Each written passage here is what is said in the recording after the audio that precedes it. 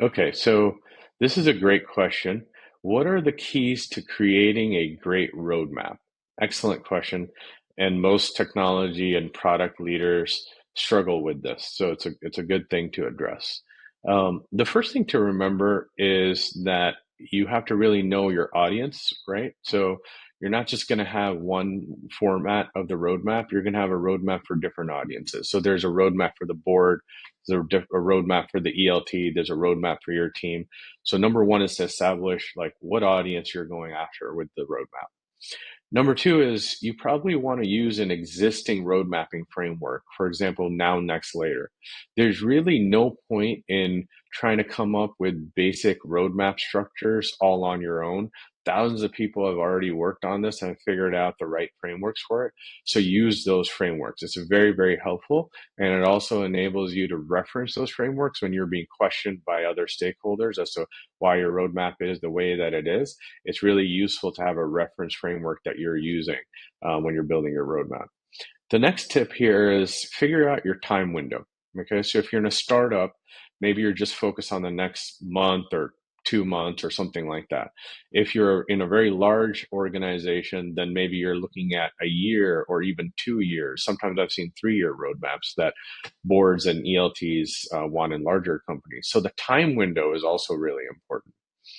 The next thing, and this is where people often leaders get, kind of confused or they have a difficult time, which is you really want to structure your roadmap around the proper swim lanes or oftentimes it's called themes. Now, I find the word themes and the concept of themes a little too general and soft. So I prefer to use swim lanes. And so in the concept of swim lanes, you're trying to figure out, all right, what are the different streams of work that are happening in my roadmap? And they must be significant and major. So you don't want to put like one microscopic little project on the side.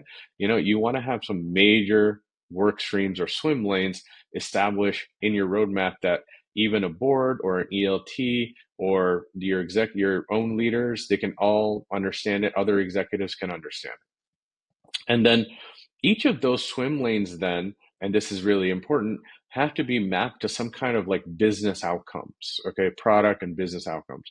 So you want to align the swim lanes with some clear outcomes and business objectives. And sometimes that takes a long time, but it's really worth the effort because otherwise you would be working on projects that wouldn't really have any way to move the needle on the company's main objectives, and that wouldn't be good. The next thing that people struggle with is establishing major milestones. Okay. So most of the time, if you're a technology leader, you're presenting to ELTs, you're presenting to boards, you want to be able to get just the right major milestones in there. You don't want every single nuance step or, small milestone. You want just the big stuff. Okay. Like you're doing a modernization project and you put in there that we successfully modernized product A, right? That's a major milestone. You don't want to put in there that, well, we upgraded the servers or something. I'm not sure a lot of people at the board or executive level are going to care about that. Right. So major milestones, you really have to craft those very well. And last but not least is you want to get your KPIs right. Okay. So you want to make sure that your metrics for each swim lane driving the outcomes are very clear and that you can track those metrics over time as you're reporting on the roadmap to your stakeholders. Okay. So great question. Thanks for submitting it. And if you want something answered, go ahead and submit it in the comments below. Thanks.